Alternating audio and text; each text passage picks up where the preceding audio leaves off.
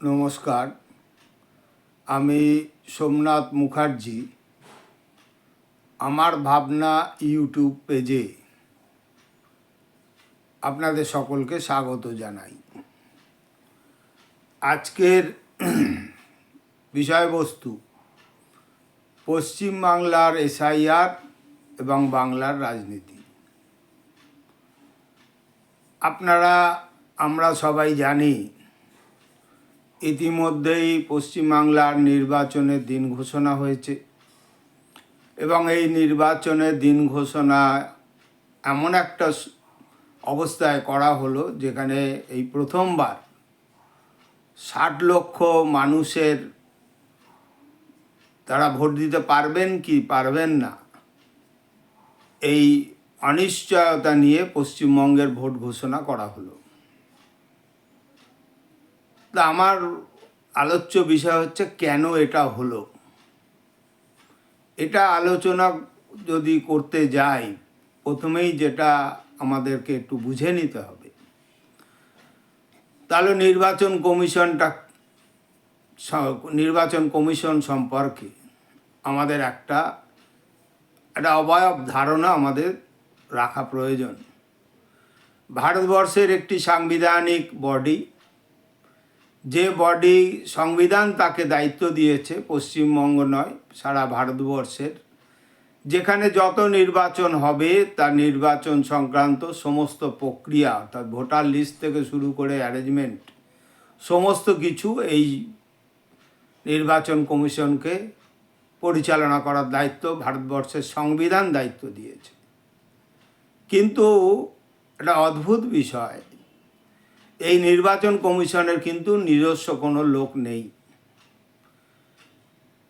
আবার সংবিধান এই নির্দেশও দিয়েছে যে যে রাজ্যে এই নির্বাচন কমিশন কাজ করতে যাবেন সেই রাজ্য সরকার বাধ্যতামূলকভাবে নির্বাচন কমিশন যে লোক যে ধরনের সুবিধা চাইবে তা দিতে রাজ্য সরকার বাধ্য।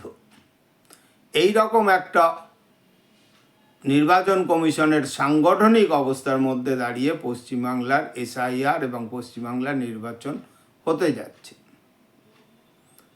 এখন ৬০ লক্ষ মানুষ অমীমাংসিত কেন?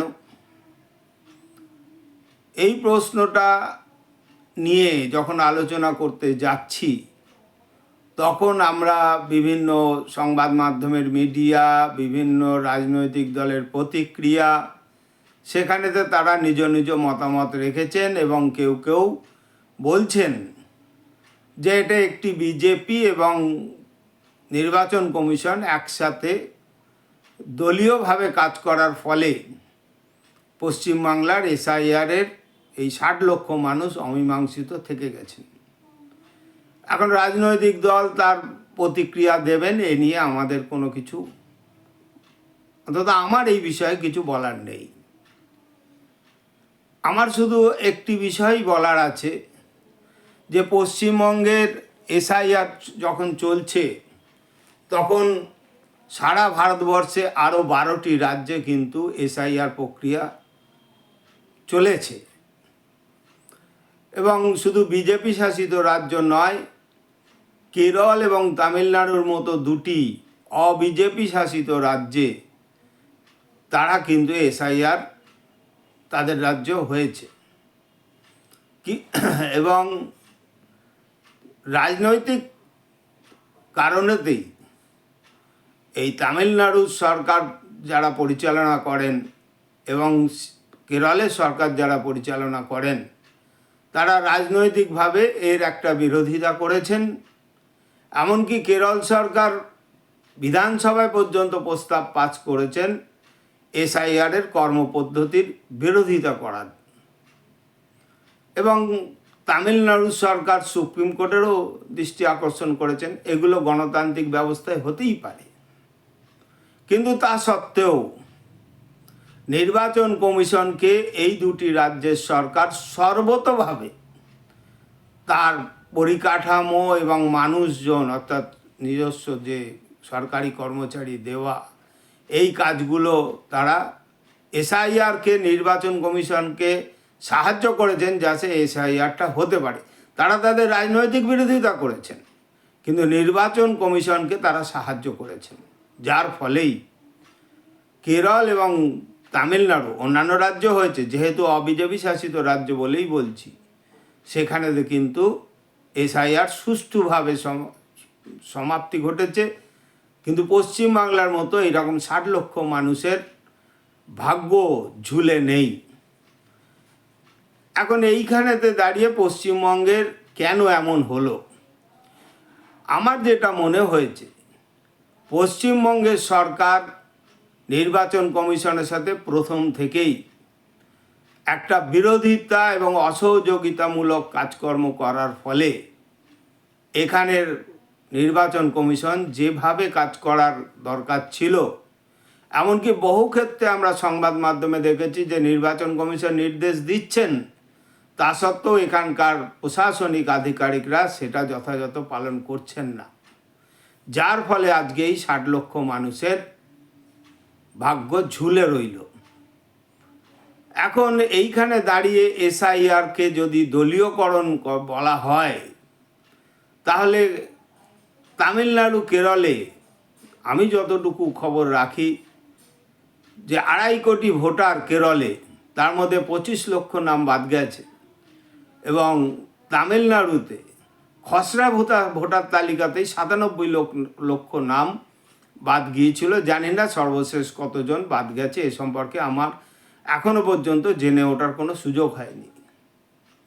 কিন্তু পশ্চিমবঙ্গের রাজনৈতিক বিতর্কটা প্রথম দিন থেকে নির্বাচন কমিশনকে শত্রু বানিয়ে এখানেতে কিন্তু এসআইআরও চলেছে, আবার এসআইআরকে পণ্ড করার সরকারি প্রচেষ্টাও চলেছে বলে আমার মনে হয়েছে। এইখানেতে যথাযথভাবে নির্বাচন কমিশনের নির্দেশ মতো যদি প্রশাসন চলতো, তাহলে পরে কিন্তু এই 60 লক্ষ নাম বাদের জায়গায় যেত না, মানে অমীমাংসিত জায়গায় যেত না। আমি একটা ছোট উদাহরণ দিই আমার ব্যক্তিগত জীবনের। আমার নাম হচ্ছে সোমনাথ মুখোপাধ্যায়, সমস্ত ডকুমেন্টসে তা আছে, মানে সরকারি যেসব নথিগুলো আছে তার মধ্যে আমার নাম সোমনাথ মুখোপাধ্যায়। কিন্তু ভোটার লিস্টে সেই 96-97 সালে যখন ভোটার লিস্ট হয়েছিল, সেই সময় মুখার্জি হয়ে আছে। এবারে যখন বিএলও আমার বাড়িতে এলেন, আমার সঙ্গে কথা বললেন, তাই বললাম দেখুন আমার এই জটিলতাটা হয়ে আছে। বিএলও বললো ওটা আমার ওপর ছেড়ে দিন, এখন আর কিছু চেঞ্জ করতে যাব না, কাল গেলে পরে আপনি সমস্যায় পড়ে যাবেন। একজন সরকারি আধিকারিক বিএলও, তিনি আমাকে এই সহযোগিতাটা করলেন এবং খসড়া ভোটার তালিকায় দেখলাম আমার নাম সোমনাথ মুখার্জি হয়েই এলো। অর্থাৎ বিএলওরা ইচ্ছে করলে যে কোনো ভোটারকে, তার মানে তাদের অ্যাপেতে তাদের করার সুযোগটা আছে বলেই, নাহলে আমাকে ওই 60 লক্ষের মধ্যে ঢুকে যেতে হতে পারত। দ্বিতীয়ত আমার মেয়ের ক্ষেত্রে, আমার মেয়ে আমার খুব কাছাকাছি জায়গায় বিয়ে হয়েছে, পাশাপাশি পাড়া বলা যেতে পারে। তো যেদিন আমার মেয়ের বাড়িতে, মেয়ের শ্বশুর বাড়িতে যখন এলেন বিএলও, তো সেই বিএলও এবং সেই সময় আমার জামাইয়ের যিনি বাবা, অর্থাৎ আমার বিআই, তিনি কথা বলছিলেন, আমিও সেখানে ঘটনাক্রমে সেই সময় সেই বাড়িতে ছিলাম।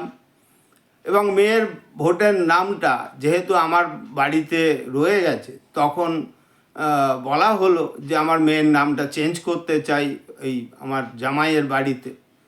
তখন সেই যে বিএলও ওখানকার, সেই বিএলও একজন মুসলিম মাস্টারমশাই, শিক্ষক, তিনি বললেন আমাদেরকে দুজনকেই যে এইবারের জন্য কিন্তু আপনারা এই যেখানে যেমন ভোটটা আছে থাক, এখন চেঞ্জ করবেন না, পরবর্তী ক্ষেত্রে করবেন।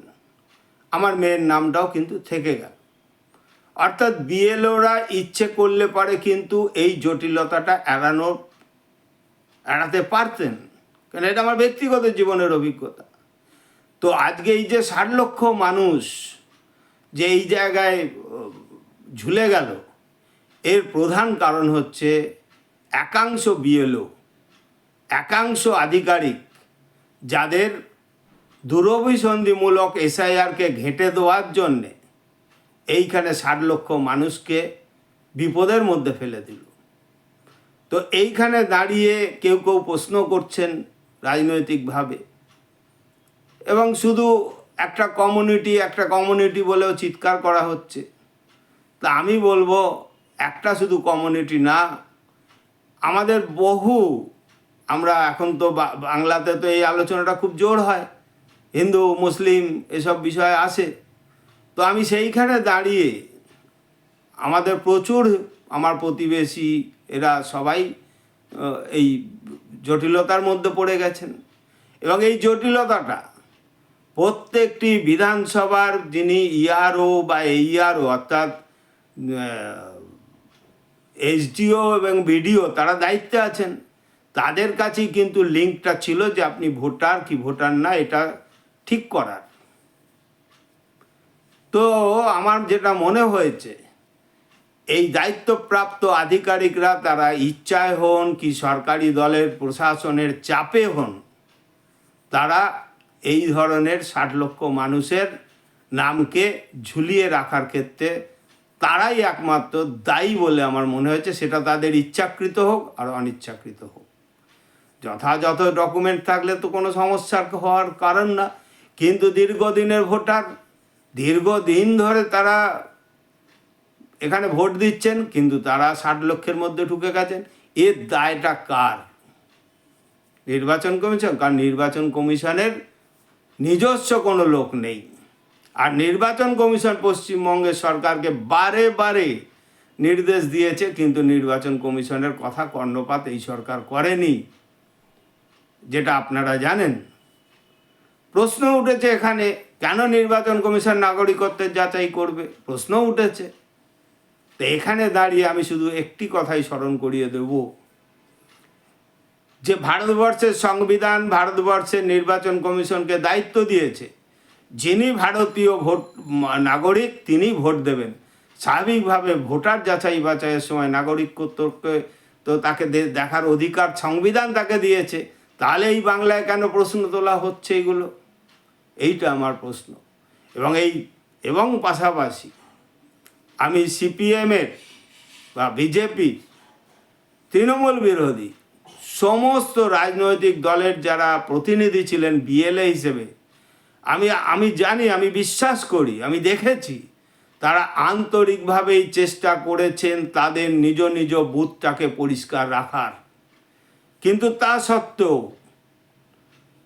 সত্ত্বেও শুধুমাত্র বিধানসভার যারা দায়িত্বে আছেন সেই আধিকারিকদের দুষ্ট বুদ্ধির জন্যে, দুষ্ট কাজের জন্যে বহু ক্ষেত্রে তারা তাদের যে বুথ পরিষ্কার করার চেষ্টা করেছেন সেটাকে নষ্ট করে দিয়েছে এখানকার প্রশাসন। এখন এই প্রশাসনের আধিকারিক যারা করেছেন তারা ইচ্ছাকৃত না দলীয় প্রশাসনিক চাপে তা বলতে পারবো না, কিন্তু এই এসআইআরের ক্ষেত্রে পশ্চিমবঙ্গের জটিলতাটা বাড়িয়ে দিল এখানকার পশ্চিমবঙ্গের সরকার। তাই এই সরকারকে আগামী নির্বাচনে ফিরিয়ে আনা হবে কি না, এটা আজকের দিনে আমাদের ভাবার দরকার। তাই বলবো যে এই সরকার শুধু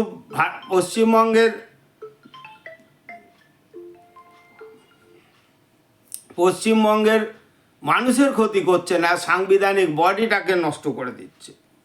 তো যার ফলে আমি আপনাদের কাছে একটা অনুরোধ করব, এই সরকারের বিরুদ্ধে সবাই এখন এই সরকারের বিরুদ্ধে আগামী এপ্রিল মাসের শেষে যে 2টি দিন আমাদের এখানেতে নির্ধারিত হয়েছে, এই সরকারের বিরুদ্ধে ভোট দিন। এখন কেউ এই তৃণমূলের সরকারকে ফিরিয়ে আনার জন্য ভোট দেবেন না এই আবেদন করব, কিন্তু দেবেন কোথায়? এখানে দাঁড়িয়ে আমি কোনো সুনির্দিষ্ট রাজনৈতিক দলের কথা বলবো না। 2021 এবং 2024 লোকসভা নির্বাচনের নিরিখে দেখেছি যে বিজেপি 38%, গড় ভোট 38%, এবং সিপিএম, বাম, কংগ্রেস জোট, আইএসএফ সহ 12%-এর মতো ছিল। এখন আপনাদের এবং তৃণমূল 46% ছিল। এখন তৃণমূলকে 46% থেকে অবশ্যই নামাতে হবে তাকে হারাতে গেলে, এবং